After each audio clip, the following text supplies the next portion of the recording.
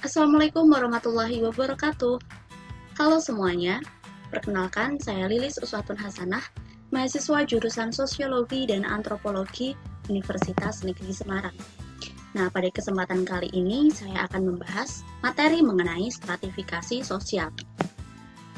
Langsung saja kita mulai pada yang pertama, yaitu mengenai pengertian stratifikasi sosial. Nah, stratifikasi sosial ini berasal dari kata stratum, yaitu bentuk jamak dari kata strata yang berarti lapisan atau berlapis-lapis. Sehingga dapat disimpulkan bahwa stratifikasi sosial ini merupakan suatu pelapisan dalam masyarakat. Selanjutnya kita akan membahas mengenai definisi stratifikasi sosial menurut para ahli.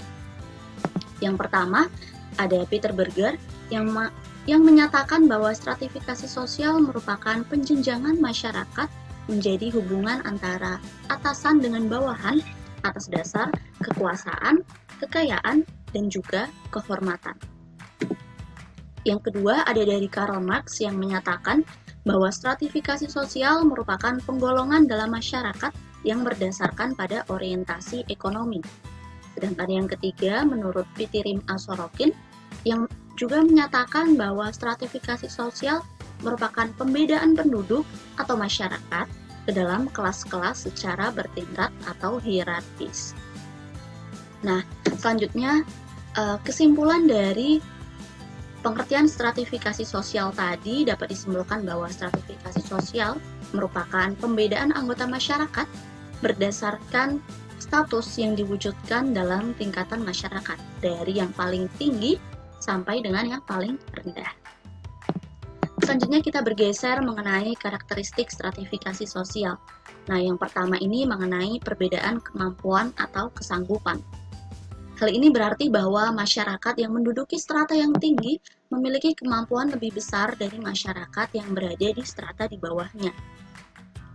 Dapat kita contohkan di bidang ekonomi, untuk masyarakat yang berada di strata yang tinggi, mereka memiliki rumah yang mewah, besar, memiliki mobil, seperti itu. Nah, sedangkan masyarakat yang berada di strata yang rendah, mereka hanya memiliki rumah yang sederhana, rumah yang nyaman dan cukup untuk mereka, seperti itu. Bahkan kendaraan yang dimiliki pun hanya memiliki sepeda motor untuk keperluan pribadinya.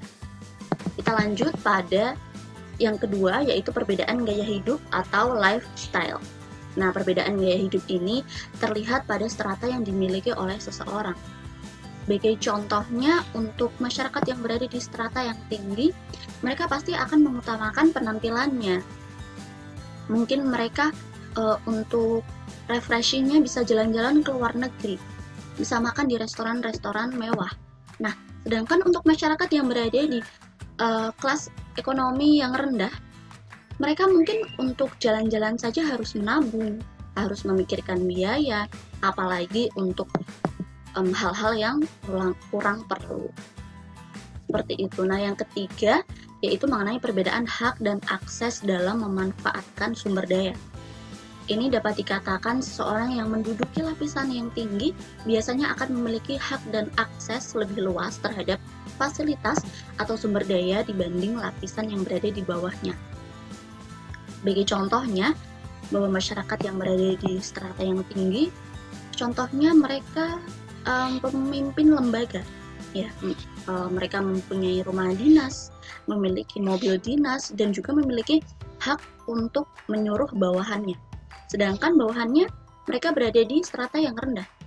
Mereka juga tidak bisa menyuruh atasannya, seperti atasannya memiliki hak untuk menyuruh bawahannya. Selanjutnya kita akan melanjutkan pada sifat stratifikasi sosial. Nah, yang pertama ini ada stratifikasi sosial tertutup, di mana anggota dari setiap strata sulit untuk mengadakan mobilitas vertikal. Untuk dapat masuk menjadi anggota suatu pelapisan tertentu hanya melalui kelahiran saja. Nah, pada stratifikasi sosial tertutup ini masyarakat sulit untuk berpindah. Jadi mereka hanya bisa berpindah melalui kelahiran, di mana misalnya kalau dia dilahirkan oleh ibunya di strata yang tinggi, ya mereka pasti ada di strata yang tinggi, seperti itu. Yang kedua, mengenai stratifikasi sosial terbuka. yaitu pelapisan yang memberi kesempatan anggota masyarakatnya untuk naik pada lapisan atas, atau bisa juga mengalami penurunan hingga masuk ke lapisan bawah. Nah, ini bisa dicontohkan melalui pendidikan misalnya. Seorang yang berada di kelas ekonomi yang rendah, mereka bisa memiliki pendidikan yang tinggi, kemudian dia bisa naik pada lapisan strata yang lebih tinggi, karena mereka memiliki pendidikan yang lebih tinggi. Selain melalui pendidikan, ini juga bisa melalui ekonomi. Misalnya seseorang yang membuka usaha. Dengan kemampuannya, dengan kegigihannya, mereka bisa membuat usaha yang besar yang membuat dia bisa berada naik pada strata sosial yang lebih tinggi. Namun, ada juga nih yang bisa mengalami penurunan ke strata yang bawah. Misalnya seorang pejabat melakukan kesalahan yang fatal, mereka bisa saja dipecat atau mungkin dapat menerima sanksi yang lain sehingga mereka bisa masuk ke lapisan yang bawah. Dan yang terakhir, ini ada stratifikasi sosial campuran, yaitu antara stratifikasi sosial tertutup dan juga terbuka. Di sini membatasi adanya kemungkinan perpindahan strata, tapi membiarkan perpindahan lapisan pada bidang tertentu. Nah, contohnya seperti apa sih? Contohnya seperti masyarakat di Bali. Mereka memiliki sistem budaya, yaitu sistem kasta, yang tidak memungkinkan mereka untuk berpindah kedudukan. Namun, di sistem ekonominya, mereka bebas atau terbuka. Jadi, tinggi rendahnya kedudukan sosial seseorang tergantung pada kemampuan mereka dalam melakukan suatu usaha. Nah, jadi kesimpulan pada kesempatan kali ini yaitu stratifikasi sosial merupakan pembedaan anggota masyarakat berdasarkan status yang diwujudkan dalam tingkatan masyarakat dari yang paling tinggi sampai dengan yang paling rendah. Yang kedua yaitu karakteristik stratifikasi sosial ada 3, yaitu perbedaan kemampuan, gaya hidup, dan hak serta akses.